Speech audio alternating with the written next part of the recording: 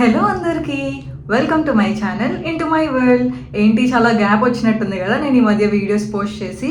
అందుకే మీకోసం నేను ఈరోజు ఒక యూస్ఫుల్ వీడియోతో వచ్చేసా.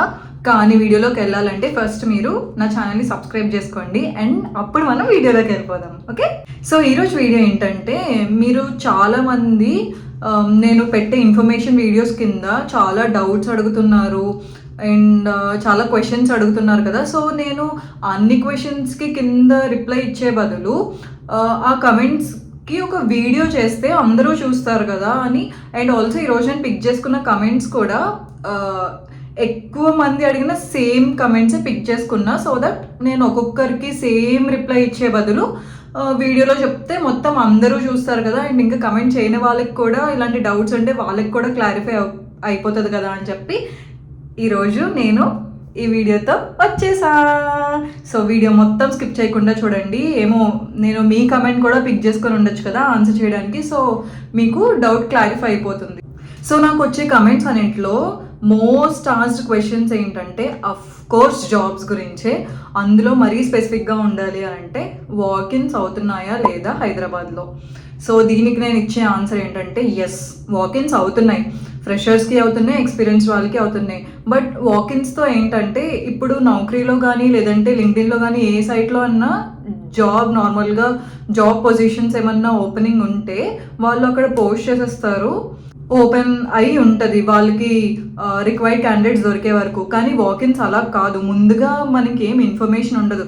మహా అయితే 2 days 3 days ముందు మనకి ఇన్ఫర్మేషన్ వస్తుంది, ఇలా ఒక 2 daysలో వాకిన్ ఉంది. లేదంటే కొన్ని కేసెస్లో కొన్ని కంపెనీస్లో జస్ట్ రేపు వాకిన్ ఉందంటే ముందు రోజే అప్డేట్ వస్తుంది, ఇలా సో అండ్ సో కంపెనీలో రేపు వాకిన్ ఇంటర్వ్యూ షెడ్యూల్ అయి ఉంది అని. సో మీరు చేయాల్సింది ఏంటంటే ఎవ్రీ సింగిల్ డే అప్డేట్లో ఉండాలి. వాకిన్స్ గురించి మీరు ట్రై చేస్తూ ఉండుంటే అప్పుడే మీకు ఏ కంపెనీలో ఏ టైంకి వాకిన్స్ ఉన్నాయో మీకు తెలుస్తుంది. మనం ఇప్పుడు నెక్స్ట్ కమెంట్లోకి వెళ్ళిపోతే, నేను బీటెక్ ఫస్ట్ ఇయర్ చేస్తున్నా, నాకు ఇప్పటి నుంచి నేను నేర్చుకోవాల్సిన కోర్సెస్ ఏంటి, లేదంటే నేను ఇప్పుడే డిగ్రీ జాయిన్ అయ్యా, సో నా కెరియర్ బిల్డ్ చేసుకోవడానికి అందరికన్నా నేను కొంచెం యూనిక్గా ఉండడానికి నేను పిక్ చేసుకోవాల్సిన పాత్ ఏంటి, లేదంటే నేను చేయాల్సిన ఇంటర్న్షిప్స్ ఏంటి అని మీలో చాలా మందికి డౌట్ ఉండొచ్చు.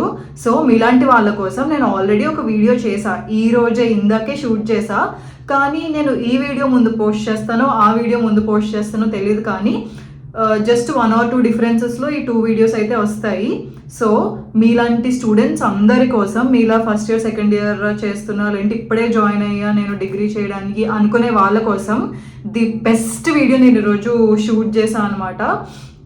అది అస్సలు మిస్ కాకుండా చూడండి, ఎందుకంటే మీలాంటి స్టూడెంట్స్కి చాలా యూస్ఫుల్ అవుతుంది. ఓన్లీ మిమ్మల్ని నేను దృష్టిలో పెట్టుకొని నేను ఆ వీడియో చేశాను అనమాట. సో ఇలాంటి కమెంట్స్ అన్నిటికీ రిప్లై ఆ వీడియోనే, జస్ట్ ఒక 3-4 minutes వీడియో ఉంటుంది, అది ఓపెన్ చేసి చూడండి. ఇలాంటి కమెంట్స్ అన్నిటికీ ఆన్సర్ ఆ వీడియోనే. సో మనకి నెక్స్ట్ ఎక్కువ అడిగిన క్వశ్చన్ ఏంటంటే ఫుల్ స్టాక్ డెవలపర్ కోర్స్ నేను ఏ ప్లాట్ఫామ్లో నేర్చుకోవచ్చు, ఏ ప్లాట్ఫామ్లో నేర్చుకుంటే ఎక్కువ వాల్యుబుల్ ఉంటుంది అని నన్ను అడిగితే, నేను ఫుల్ స్టాక్ డెవలపర్ కోర్స్ కానీ లేదంటే జావా ఫుల్ స్టాక్ కానీ పైథాన్ ఫుల్ స్టాక్ కానీ ఇలా ఏమన్నా ఫుల్ స్టాక్ డెవలపింగ్ కోర్సెస్ ఐబిఎంలో సర్టిఫికేషన్ కోర్సెస్ ఉన్నాయి. ఐబిఎంలో ఉన్నవి పెయిడ్, ఫ్రీవి కొన్ని ఉన్నాయి, పెయిడ్వి కూడా కొన్ని ఉన్నాయి. అవి చూసుకొని మీరు రిజిస్టర్ అవ్వండి. లేదు నాకు అసలు నేను పే చేయలేను, నేను ఫ్రీగా నేర్చుకుందాం అనుకుంటున్నా అంటే, నేను ఆల్రెడీ బెస్ట్ కోర్సెస్ సర్టిఫికేషన్, మంచి వాల్యూ ఉన్న సర్టిఫికేషన్ కోర్సెస్ గురించి నేను ఆల్రెడీ ఒక వీడియో చేశాను నా ఛానల్లో. ఇంకెవరైనా చూడకపోతే వెళ్ళి ఆ వీడియోని చెక్ చేయండి. దానిలో నేను మోస్ట్లీ మ్యాక్సిమం డిమాండ్లో ఉన్న మంచి సర్టిఫికేషన్ కోర్సెస్ అన్నీ నేను ఆ వీడియోలో చెప్పాను. సో వెళ్ళి చెక్ చేయండి.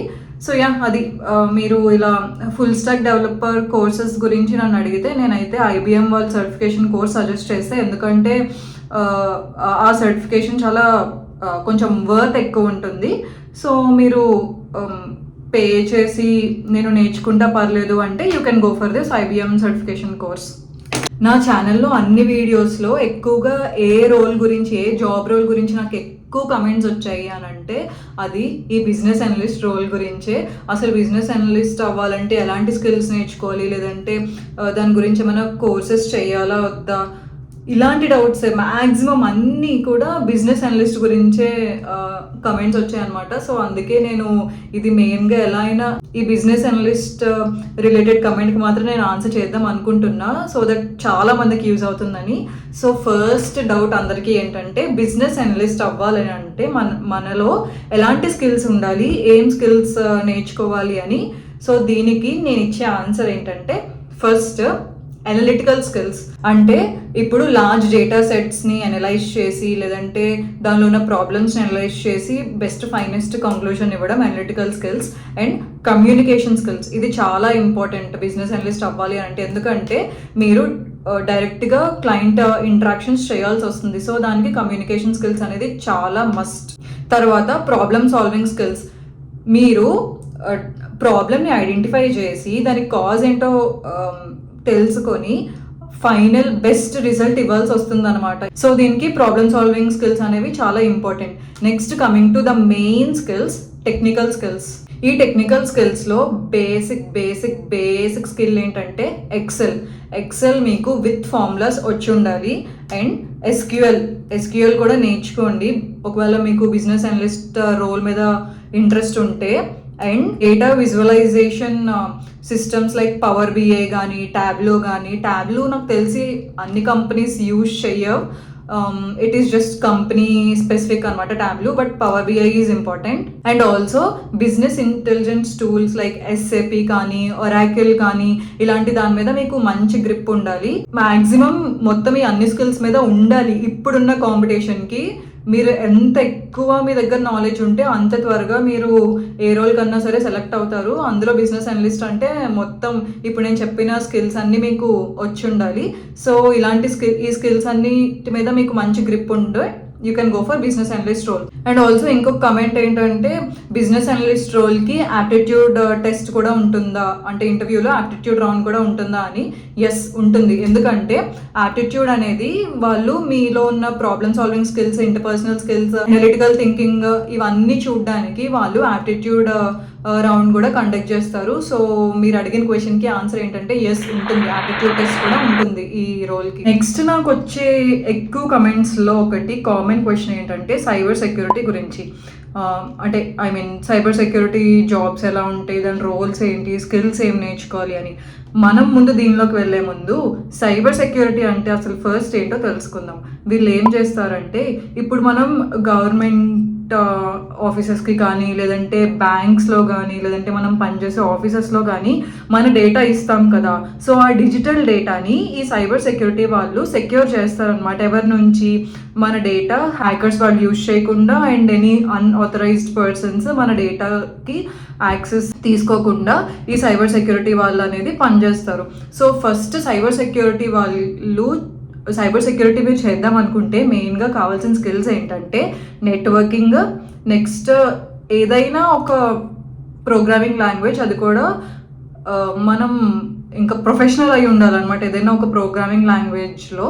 అండ్ థర్డ్ వచ్చేసి సెక్యూరిటీ. సో ఈ 3 స్కిల్స్ మీరు మంచిగా నేర్చుకుంటే you can go for cyber security job role. And cyber security అంటే అదే ఒక జాబ్ రోల్ కాదు. సైబర్ సెక్యూరిటీలో different types of job roles ఉంటాయి. దీనిలో ఉన్న డిఫరెంట్ జాబ్ రోల్స్ ఏంటంటే, for example cyber security analyst, incident manager, application security management, ఇలాంటి different types of job roles అనేవి వస్తాయి. మీరు మీకు సైబర్ సెక్యూరిటీలో జాబ్ చేయడం అంటే సైబర్ సెక్యూరిటీ మీద ఇంట్రెస్ట్ ఉంటే నేను ఇప్పుడు చెప్పిన జాబ్ రోల్స్కి ఏమైతే సూటబుల్ స్కిల్స్ ఉన్నాయో తెలుసుకొని ఆ స్కిల్స్ నేర్చుకొని అప్పుడు మీకు సూటబుల్ అయిన జాబ్ రోల్కి మీరు అప్లై చేసుకోండి. దీంట్లో ఇంకొకటి ఎథికల్ హ్యాకింగ్ కూడా ఉంటుంది ఒక జాబ్ రోల్.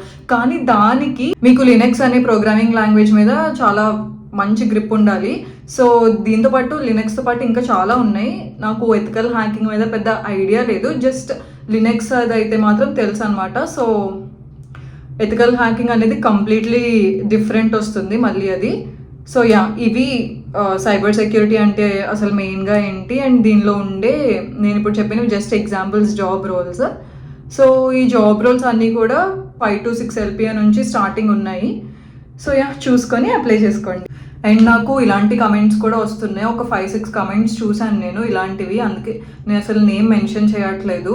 చాలామంది 10th అయిపోయింది, నాకు ఏమన్నా జాబ్ ఉంటే చూడండి, లేదంటే ఇంటర్ చేశాను, ఇప్పుడు నేను జాబ్ చేద్దాం అనుకుంటున్నాను అని ఇలా కమెంట్స్ చేస్తున్నారు.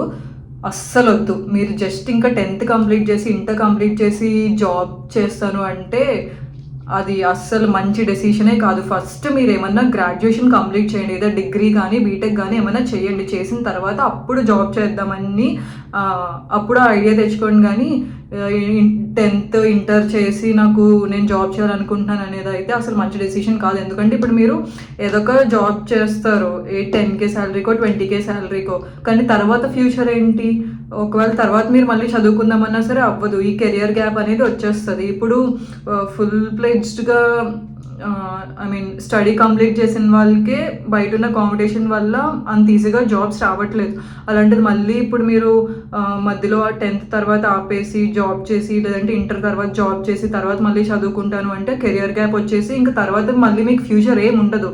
అందుకే ఫస్ట్ మీరు మీ స్టడీస్ మీద కాన్సన్ట్రేట్ చేసి ఏదైనా ఒక గ్రాడ్యుయేషన్ అయిన తర్వాత అప్పుడు జాబ్ చేయడానికి ప్రిఫర్ చేయండి. సో ఇలాంటి కమెంట్స్ చేసిన వాళ్ళందరికీ నా ఆన్సర్ అయితే ఇదే. నేనేం రికమెండ్ చేయాలనుకోవట్లేదు జాబ్స్. మీరు ఫస్ట్ మీ స్టడీస్ కంప్లీట్ చేసుకొని అప్పుడు జాబ్ చేయడానికి ట్రై చేయండి. సో మన నెక్స్ట్ కామన్ కమెంట్ ఏంటంటే డిజిటల్ మార్కెటింగ్ గురించి. ఎక్స్క్యూజ్ మీ, నేను డిజిటల్ మార్కెటింగ్ కోర్స్ గురించి ఏం స్కిల్స్ ఉండాలి, లేదంటే ఏ ప్లాట్ఫామ్లో బెస్ట్ కోర్స్ నేర్చుకోవచ్చు అని నేను ఆల్రెడీ స్కిల్స్ టు లెర్న్ అనుకుంటా ఆ వీడియో పేరు, దానిలో నేను ఆల్రెడీ చెప్పాను.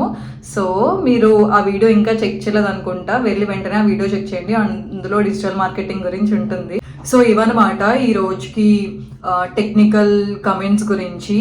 నేను మీ అందరి కమెంట్స్కి మీ అందరి క్వశ్చన్స్ ఆన్సర్ చేశానని అనుకుంటున్నా.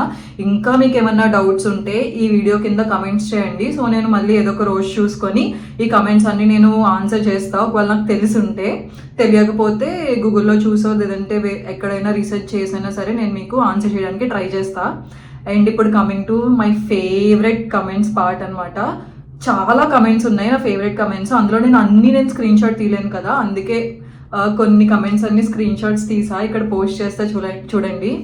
చాలా చాలా చాలా చాలా చాలా థ్యాంక్ యూ ఇలా కమెంట్స్ చేస్తున్నందుకు, నన్ను సపోర్ట్ చేస్తున్నందుకు. మీలాంటి వాళ్ళ వల్లే నేను ఇంకా డైలీ ఎలాంటి వీడియోస్ తీయాలి, ఇంకా ఏం ఇన్ఫర్మేషన్ ఇవ్వచ్చు, లేదంటే ఇంకా యూస్ఫుల్ అయ్యేలా వీడియోస్ ఎలా చేయాలి అని నేను మీ వల్లే కొంచెం మోటివేట్ అవుతున్నా అనమాట. Thank you so much. ఇంకా నాకు ఏం చెప్పాలో కూడా తెలియట్లేదు మీకు. Thank you. మీలో ఎవరైనా K-డ్రామా ఫ్యాన్స్ ఉన్నారా? ఉంటే ఇదేంటో మీకు అర్థమవుతుంది. ఇదేంటో అర్థమైతే కింద నాకు కమెంట్ బాక్స్లో కమెంట్ చేయండి. అండ్ ఇది మీ అందరి కోసమే. Thank you so much. And వీడియోకి సబ్స్క్రైబ్ చేసుకోండి. Bye. See you in next vlogs.